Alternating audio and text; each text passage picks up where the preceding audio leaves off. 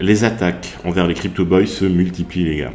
Un courtier britannique en crypto-monnaie a sauté d'un balcon de 9 mètres de haut à Estepona en Espagne pour échapper à des ravisseurs qui lui demandaient 31 000 dollars en crypto. Alors la victime est âgée de 34 ans, elle s'est fracturé les deux chevilles en sautant de son balcon, mais a pu heureusement éviter de céder les fonds de ses clients.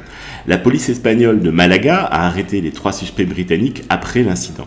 Lors d'une perquisition dans l'appartement où la victime était retenue, la police a découvert 10 000 dollars, 2 armes à feu, 3 couteaux et 25 grammes de cocaïne. L'enlèvement a commencé après une rencontre fortuite à Marbella, sur la Costa del Sol en Espagne.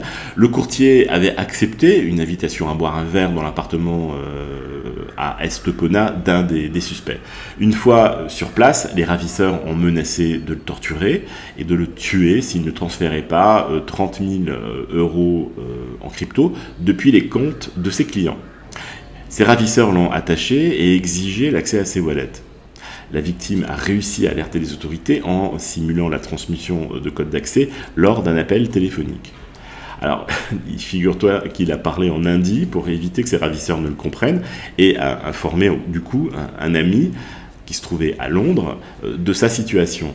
Cet ami a ensuite contacté la mère de la victime et évidemment la mère a tout de suite alerté la police.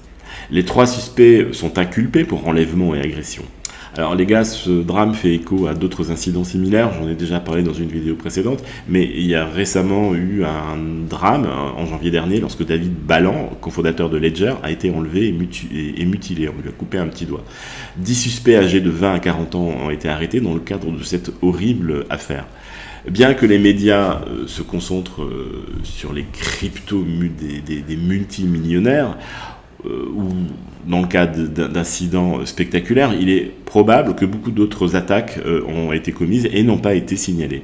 Au fil des années, les crimes liés aux cryptos sont devenus de plus en plus diversifiés et de plus en plus professionnels selon la société on-chain Chain Analysis.